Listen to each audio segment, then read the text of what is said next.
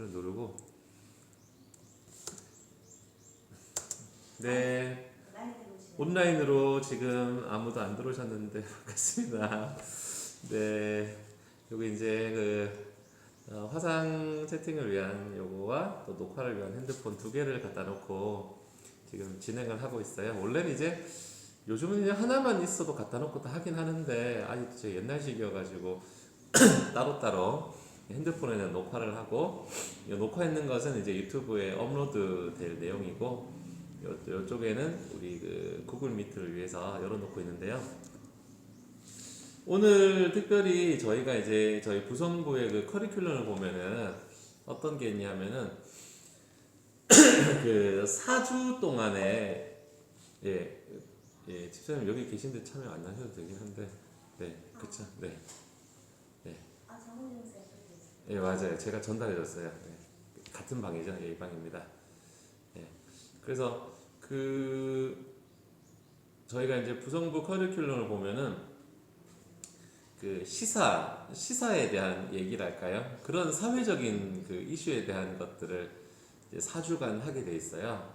그래가지고 제가 이제 이번 주와 다음 주에 걸쳐서 이제 전쟁에 대해서 조금 다뤄볼까 하는데, 요즘 뭐 우크라이나 전쟁도 있고 해가지고 다뤄볼까 하는데, 우리가 이제 뭐 우크라이나 뭐 전쟁 같은 경우에는 뭐 우리가 현대 전쟁에 있어서는 전쟁을 뭐 해서는 안 된다라는 걸 우리가 다 잘 알고 있기 때문에 이번 주와 다음 주에 걸쳐 가지고 이제 성경에서 우리가 바라보았던 전쟁, 우리가 보면은 예수님 안 믿는 사람들 같은 경우에 보면은 그런 이제 공격하는 내용이랄까요? 그런 내용 보면은 주로 이제 그것들 중에 한 개가 어떤 게 있냐면은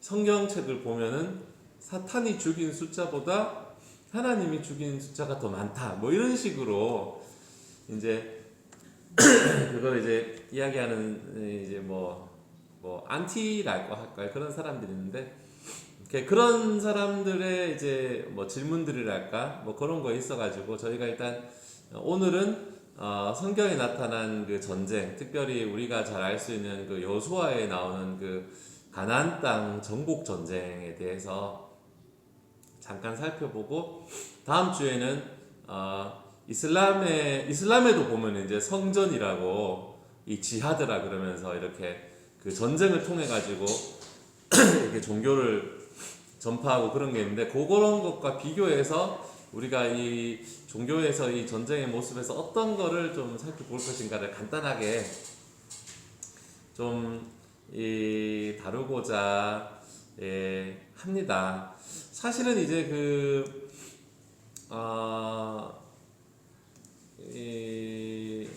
하나님께서는 이제 이 구약 성경을 보면은 이스라엘 민족을 통해 가지고 하나님께서 일을 하고 계시고,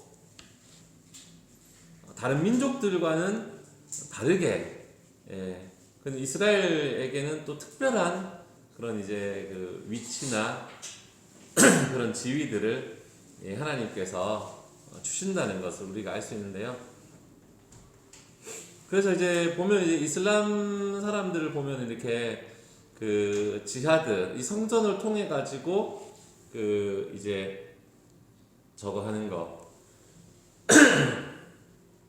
포교하는 것과 이제 하나님께서 이스라엘에게 이 가나안 땅을 정복하려고 한 이것이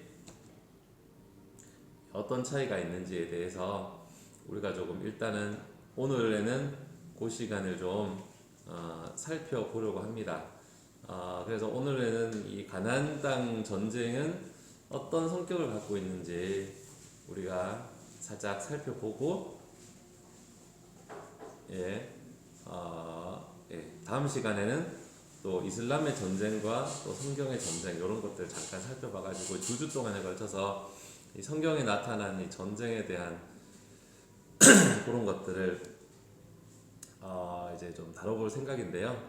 이게 좀 평소에 하던 거가 달라서 지루할 수도 있지만요.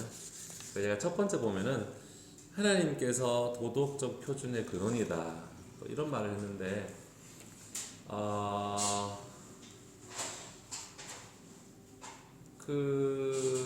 하나님이 계시기에, 선하신 하나님이 계시기 때문에 도덕적인 이 표준, 그것이 이제 만들어진다는 겁니다. 그래서 보면은 이렇게 막 그 가나안 땅을 다 막 정복하라고 이렇게 막 뭐 가혹한 그런 명령을 내린 그 여호와를 비판하는 사람들이 또 있을 수 있는데, 기억해야 될 것은 이 하나님의 성품이 바로 이 도덕적인 표준이다라는 것을 우리가 기억해야 된다는 거예요. 그래서 어떤 이제 무슨 군대, 어떤 뭐 군대 지휘관이 야 어떤 뭐 한 인종과 그 민족을 그냥 죽여라 이렇게 말하면은 그거는 정당화될 수가 없는 거죠. 그런데 하나님께서 가나안 족속을 멸하라고 말씀하셨다면 그것은 하나님의 그 도덕적인 성품과 그 신의 성품과 하나님께서 가지고 계신 그 도덕적인 타당한 목적에서부터 나오는 것이라는 거예요. 그래서 뭐 일반 사람이 어떤 민족을 그냥 없애라라고 이렇게 말하면은 그냥 뭐 닥치는 대로 뭐 그냥 죽일 수도 있지만, 가나안의 경우에는 그 타락한 그런 족속을 겨냥한 하나님의 폭넓은 그런 목적이 있었다라는 겁니다.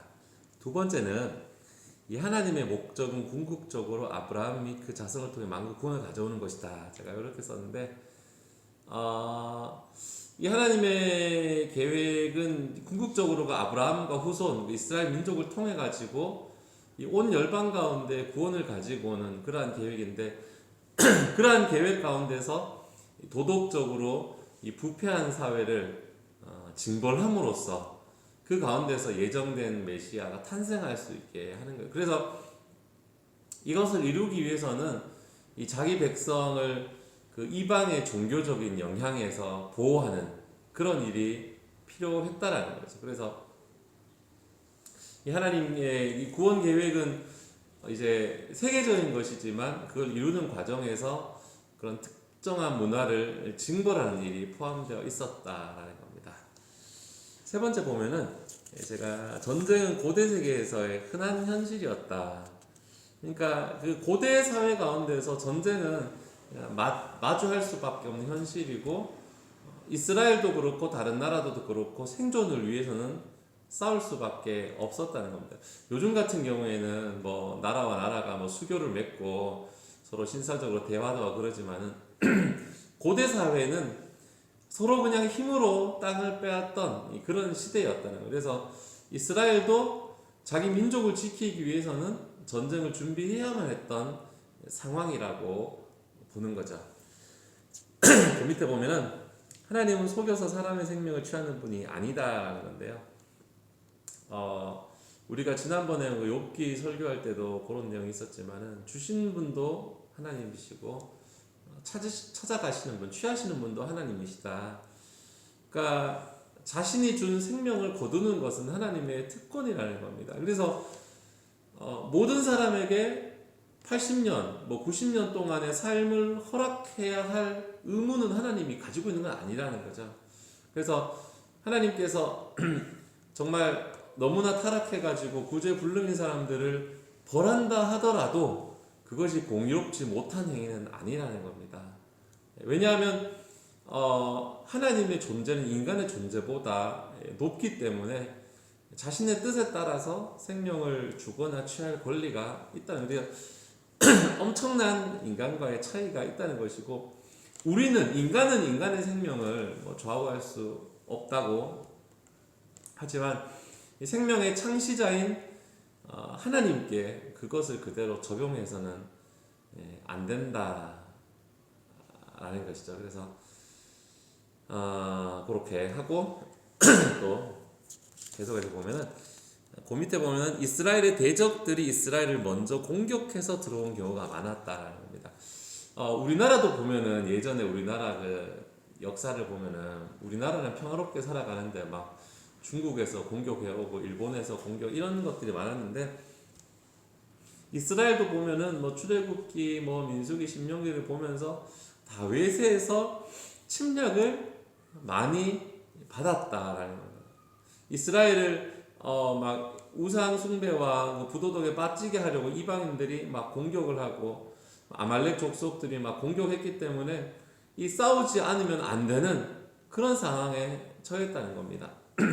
그래서 하나님이 주도한 이 공격적인 전쟁은 비교적 소수에 불과하게 되었다는 거죠. 보고 그리고 또 그 이스라엘 보면은 그 외국 군대와의 싸움은 원래 좀 이제 피하게 하나님께서 뭐 에돔하고도 싸우지 말라 그러고 애굽하고도 싸우지 말라 그렇게 말했다는데 주로 이제 침공을 받은 경우가 많다라는 그런 것이죠. 그 밑에 보면은 하나님은 회개치 않는 악한 자들을 다루어야 할 때가 있다라는 겁니다. 하나님께서 이 타락한 가나안 민족들을 벌한 것은 잘못이 아니다라는 거죠.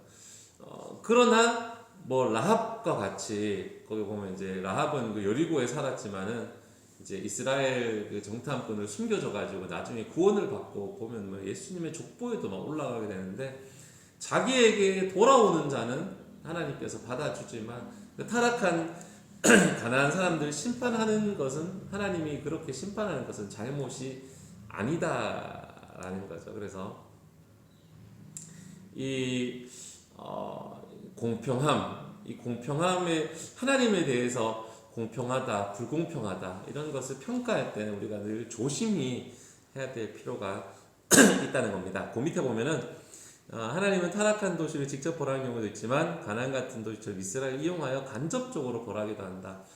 소돔과 고모라의 사건을 보면 우리가 그 막 직접 벌하는 경우도 있지만 가나안 같은 경우에는 이스라엘 통해 가지고 간접적으로 성경에 보면은 그 소돔에 보면은 의인이 10명도 없었다라고 거기에 심판을 직접 내렸다는 것이고 노아의 경고에도 불구하고 그것을 또 무시한 사람들은 직접 또 벌하신 분이라는 겁니다. 그래서 이스라엘이 하나님의 심판의 도구가 되어가지고 그 가나안 족속이 사는 그 땅에서 도덕적으로 그들이 잘못하고 있는 것들을 그런 제거하는 그런 역할.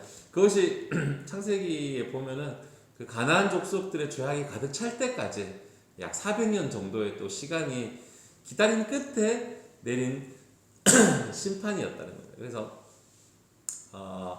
이제 그런 게 있고요. 또 그 밑에 보면은 고대 사회에서 전통적인 전쟁에 수사하기 했다라는 건데 이건 이제 어떤 내용이냐면은 그 성경의 표현의 방식이 뒤에는 이면집니다. 내용 길게 안 하려고 저는 앞면만.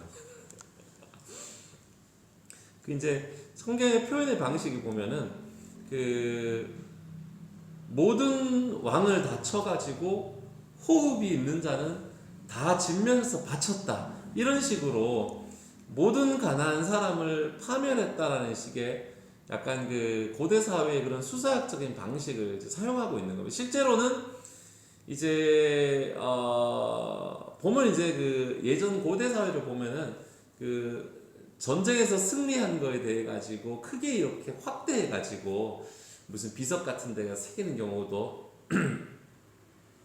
이제 많았지만 그렇게 철두철미하게 완전하게 멸절을 지은 경우는 아니었다는 것도 우리가 볼 수 있고 우리가 사사기에 가서 보면은 이 가나안 족속들을 다 죽이지 못하고 이스라엘하고 같이 살았다 뭐 이런 이야기도 나오고 있는 거예요. 사실은 그 여호수아에 나오는 말씀처럼 모든 왕과 가나안 족속을 진짜 하나도 남기지 않고 거기 성경에 보면 호흡이 있는 것들은 다 신멸했다 이렇게 나오는데 그렇게 했다면은 뒤에 이제 사사기에서 볼 수 있는 가나안 족속들이 아직도 같이 살고 있고 그 문화가 막 섞여다가 이런 것들을 사실은 공존하고 있다는 거죠. 그래서 이제 가나안의 모든 지역에서 진짜 생명이 하나도 남지 않게 그렇게 죽이지는 않았다라는 것을 우리가 깨달을 수 있습니다. 역사적인 사실이 분명하지만 그 진술의 방법에 있어서는 그 고대 사회에서의 그런 전쟁의 그런 표현법들을 그대로 따랐다는 거죠. 그리고 그 아까도 보면 이제 그 점령 작업이 완전하지 못해가지고 나중에 결국 그것이 뭐 올무가 되고, 예를 들어서 이스라엘 백성이 그 사사기에 보면은 그 하여튼 뭐 가나안 족속들을 막 하인으로 쓰고 막 이런 경우도 나오는데, 결국에는 가나안 족속을 온전히 쫓아내지 못했다라고 그렇게 이야기합니다. 그러면 이제 가나안 그 여수아에 보면은 그러면 이제 뭐 호흡 있는 거는 다 죽였다 이러는데, 사사기에 보면은 아직도 쫓아내지 못한 족속이 있었다. 이제 뭐 누군가 하나 거짓말을 하는 게 아니고 누군가 사기치는 게 아니고, 이제 여수아의 그런 진술의 방식이 이 전쟁에 대한 문학적인 그 표현의 관점이라고 볼 수가 있는 거죠. 그 성경에 보면 그 나중에 보면 이 가나안 족속하고 혼인도 하지 말고 그들의 우상을 뭐 다 깨뜨리고 뭐 이런 이야기가 나오는데, 가나안 족속을 진짜 그 숨 쉬는 거를 다 죽였다면은 두 족속 간의 혼인이라든지 그들의 우상을 깨라는 그런 명령이 뒤에 나올 필요가 없는데, 그런 것들이 이제 성경에서 언급하는 것은, 중요한 것은 그 호흡이 있는 걸 다 죽이는 이거의 문제가 아니라 이 가나안에 있는 그 우상 숭배의 종교들을 뿌리 뽑는 것이 그 땅을 이제 고치기 위한 그 심판의 목적이라는 걸 우리가 깨달을 수 있습니다. 그 밑에 보면은 이스라엘의 가나안 정부 군사적 모티프나 다른 요인도 고려할 필요가 있다.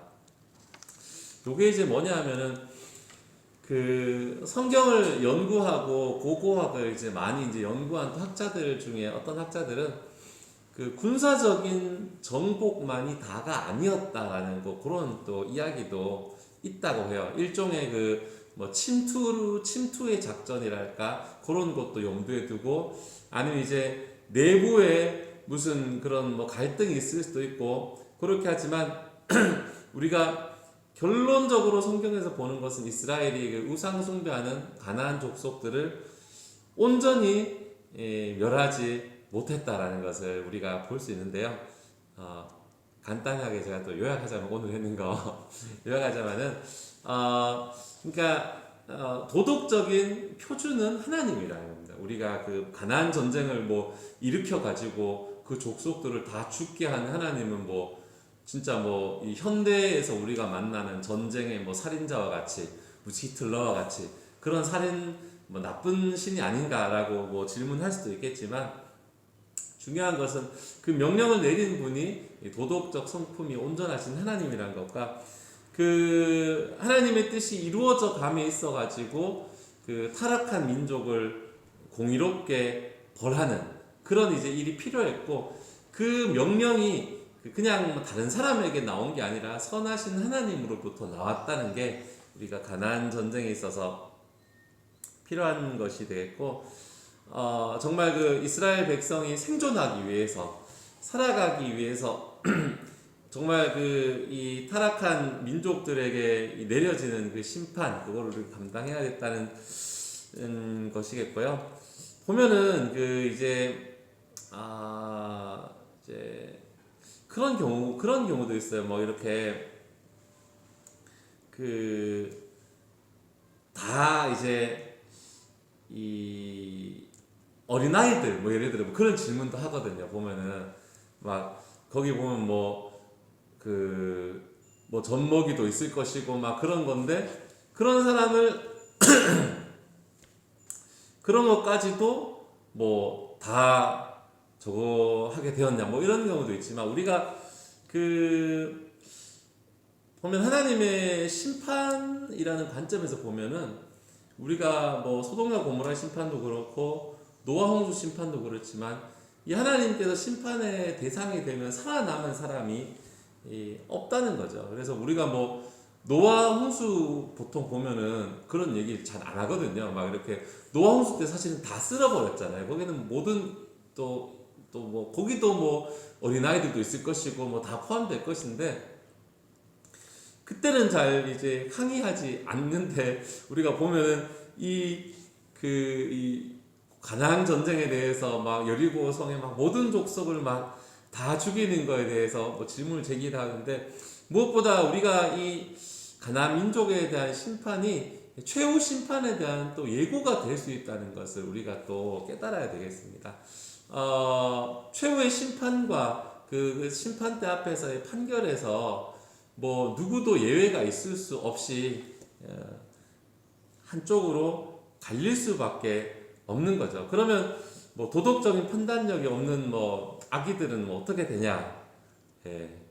우리는 알 수는 없고 그런 건 하나님의 심판에 맡겨야 되지만 인간이 죄로 인한 그 심판을 피할 수 없다는 사실을 우리가 이제 가나안 전쟁에서 분명히 볼 수 있다는 점입니다. 그래서 오늘 이제 첫 번째 시간 내 가나안 전쟁은 그냥 우리가 흔히 생각하는 그냥 싹 다 죽여라 이런 식의 전쟁이 아니다라는 것을 우리가 좀 살펴보았고 다음 시간에는 이슬람에 보면 이제 그 전쟁도 있거든요. 이슬람이 이제 전쟁을 해가지고 막 종교를 전파하고 땅을 확장하고 이런 민족을 그런 이제 이슬람의 전쟁 하고 이거하고 또 비슷하게 생각될 수도 있거든요. 성경의 전쟁이 너희들이 정복해가지고 그 땅을 뭐 가나안 땅 이제 그런 것을 좀 비교하면서 이 성경에 나타난 전쟁에 대한 그 결론을 하는 시간을 다음 시간에 갖도록 하고 오늘은 뭐 간단한 토론과 예, 읽으면서 든 생각이라든지 삶 나눔이라든지 유튜브 올라가는 건 잠깐 멈추고